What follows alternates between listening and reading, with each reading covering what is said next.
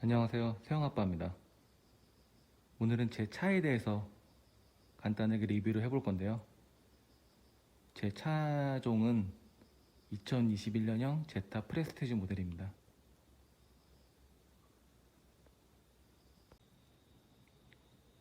사실 이미 많은 훌륭한 유튜버 분들께서 이 차에 대한 리뷰를 남겨주셨어요.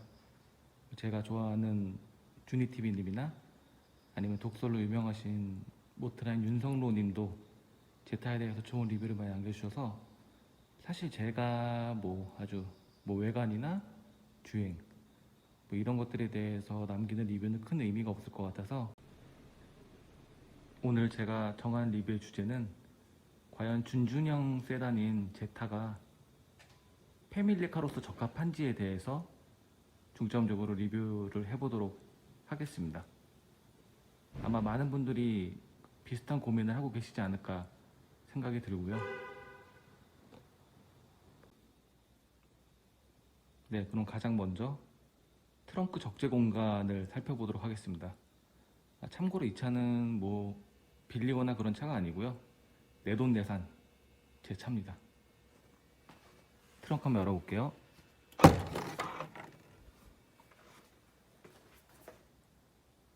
조금 더 이제 보시는 분이 이해를 돕기 위해서 캐리어를 두 개를 넣었어요. 왼쪽에 있는 거는 좀 큰 편에 속하고 오른편에 있는 거는 그거보다는 좀 작은 중형의 캐리어고요. 보시는 것처럼 캐리어 두 개도 넉넉하게 들어가는 그런 적재 공간을 가지고 있습니다. 그리고 사실 이 캐리어 밑에도 짐이 굉장히 많거든요. 잡다한 것들이 많은데 여기 지금 가려서 잘 안 보이고, 보시면은 이런 공간에 지금 이거 그늘이 져서 잘 안 보이는데 트렁크 옆쪽으로도 이렇게 공간이 파여 있어요. 홈이 이렇게 하면 좀 보이죠?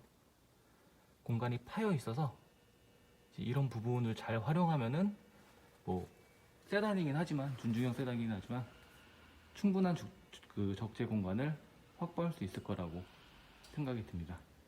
그래서 제가 공 치러 갈 때도 골프백 들어가는 것도 넉넉하게 들어가는 것 같아요. 일단 패밀리카로서 트렁크 공간은 적당하다는 것이 제 결론입니다.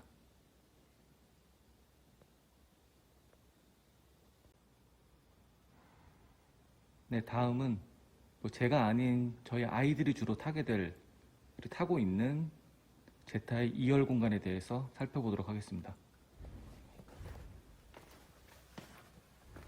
원래 양쪽 다 카시트를 쓰고 있는데 이해를 돕기 위해서 한쪽은 빼놓은 상태고요. 살짝 지금 실내가 밤이라서 어둡긴 한데 대충 봐도 좀 준중형 세단치고는 좀 넓다는 느낌을 받으실 수 있을 겁니다. 자, 시트는 제가 좀 앞으로 바짝 당겨놓는 편이긴 한데 이렇게 많이 당기지 않아도 어느 정도 공간이 나오고요. 이건 이제 첫째 아이가 쓰는 카시트인데 역시나 이제 탔을 때 큰 불편함 없이 탈 수 있는 공간이 마련되어 있습니다. 한 가지 단점이 있다면은 여기 지금 바닥에 가운데에 있는 이 턱이 좀 다른 차들에 비해서 좀 높게 튀어나와 있어요. 이 부분이 조금 가운데 이제 혹시나 이제 한 명이 더 타게 될 경우에 조금 아쉬운 부분이고, 뒷자리에 에어벤트가 없습니다. 이 부분은 좀 제가 차 선택하면서도 좀 많이 망설였던 것 같아요. 왜냐면 아반떼 같은 경우에는 상위 트림에는 2열 에어벤트가 들어가기 때문에 이 부분은 좀 상당히 아쉬운 것 같습니다. 그래도 장점이 있다면은 천정 공간이 굉장히 넓어요. 이제 제타가 뒤에서 봐도 좀 위로 좀 들려있는 그런 모양을 하고 있기 때문에 앉았을 때 어떤 헤드룸에 대한 좀 쾌적한 느낌은 분명히 있습니다. 한번 안에 타볼게요.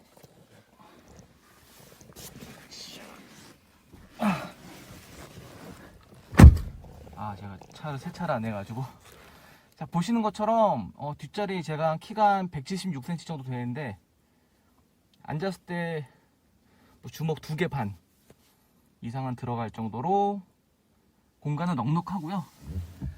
머리 위로도 공간이 굉장히 넉넉하게 남습니다. 그래서 사실 뒷자리는 거의 뭐 옛날 중형차 정도로 넓다고 좀 말씀드릴 수 있고요.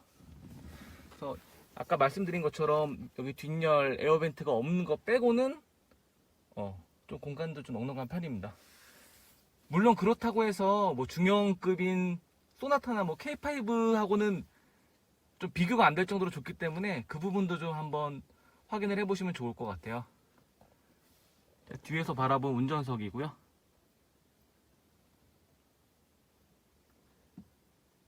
아무튼 제타 2열 공간은 뭐 성인이나 아니면 대부분 이제 아이들이 타는데, 아이들이 뭐 한 초등학교 5, 6학년 정도가 될 때까지도 타기에 크게 부족함이 없을 것 같습니다. 일단은 뒷자리 공간에 대해서는 합격 점수를 주고 싶네요.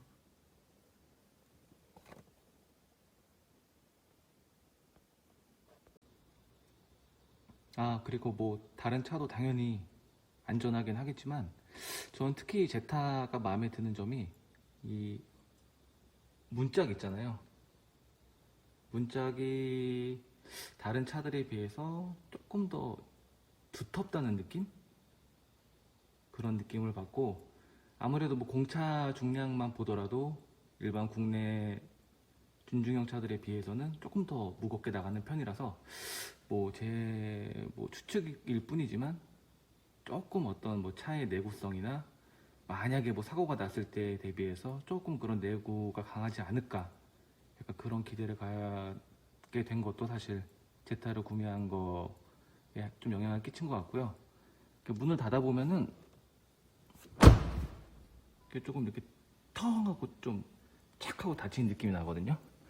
예전에 아마 주니TV님께서도 리뷰를 하실 때 이 문의 어떤 강판의 두께나 이런 것들에 대해서 조금 만족해 하셨던 걸로 제가 기억을 하고 있습니다.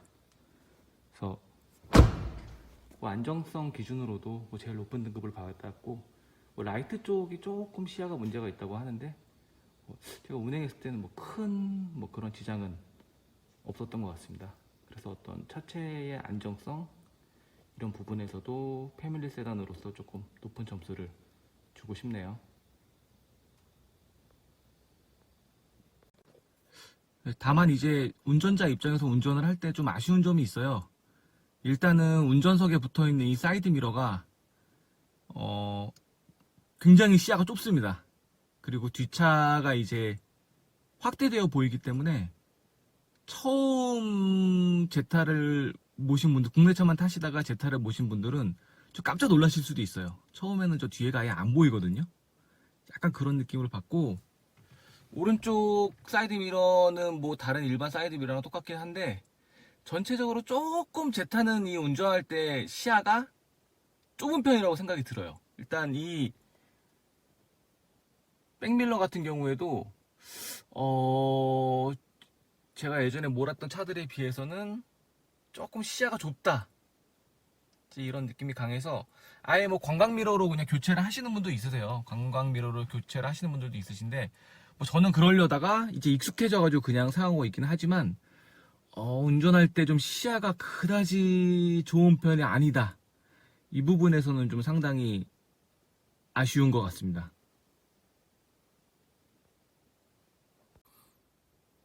네, 앞서 말씀드린 대로 운전할 때 어떤 사이드 미러나 이제 백밀러의 시야에 대해서는 분명히 아쉬운 감이 있는데, 그래도 이제 이 차에 자체적으로 달려있는 운전자 보조 시스템들이 좀 잘 되어 있는 편이라서 운전할 때 좀 많은 사실 도움을 받았습니다. 뭐 어댑티브 크루즈 컨트롤 같은 경우에는 제가 잘 사용하지 않고 있긴 하지만 프론트 어시스트라든지, 그다음에 이제 차선 이탈을 방지해주는 레인 어시스트, 그리고 뭐 요즘에는 뭐 거의 모든 차가 다 달려있긴 하잖아요. 사이드 미러에서 사각지대에 차가 지나갈 때 이제 노란 불로 이제 표시를 해주는 뭐 블라인드 스팟 센서라든지 이런 것들이 좀 장착이 돼 있어서 주행하는 데 좀 도움을 받을 수 있고요.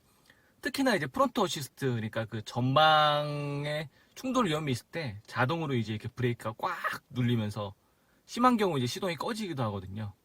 그걸로 사고가 나는 거를 이제 미연에 방지할 수 있기 때문에 그런 기능들은 굉장히 좋은 것 같고, 실제로 제가 이제 제타를 몬지 한 이제 5개월 정도가 돼 가는데 이걸로 두 번이나 사고를 피했어요. 뭐 그대로 갔으면은 부딪혔을지 안 부딪혔을지는 정확히 알 수는 없지만 어찌됐건 이런 안전장치들이 주행 안전장치들이 안전운전하는데 좀 도움을 많이 줄 수 있는 것 같습니다.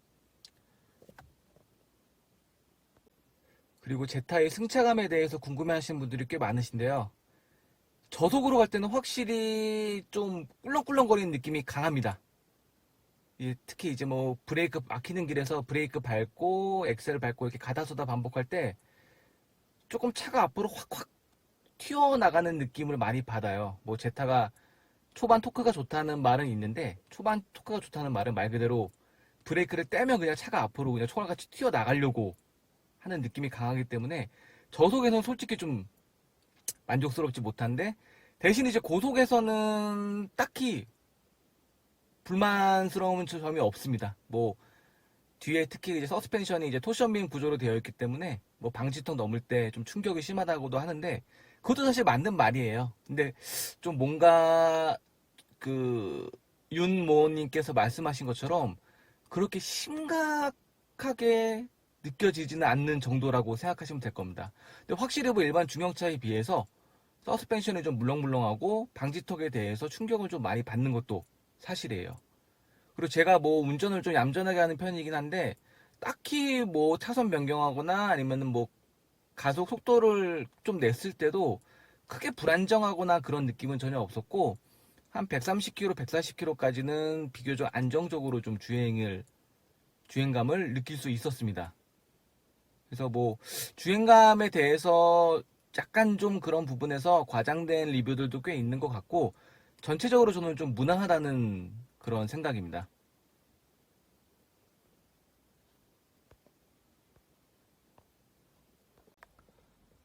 그리고 제타의 연비에 대해서도 궁금해하시는 분들이 꽤 많았는데요. 시내 주행 좀 막히는 길 같은 경우에는 뭐 적게는 뭐 9가 나올 때도 있고 좀 잘 나올 때는 12, 13 정도까지 나와주는 것 같고요.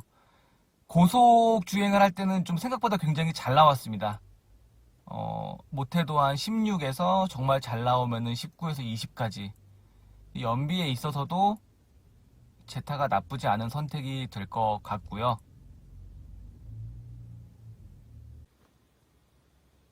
네, 그래서 제가 내린 결론은 준중형인 제타가 중형 세단이 뭐 소나타나 이런 차들을 완벽하게 대체할 수는 없지만 그래도 어느 정도 패밀리카로서의 대안을 가지고 있는 차가 아닌가, 어느 정도는 적합한 차인 것 같다라는 결론을 내면서 허접한 리뷰를 마치도록 하겠습니다. 감사합니다.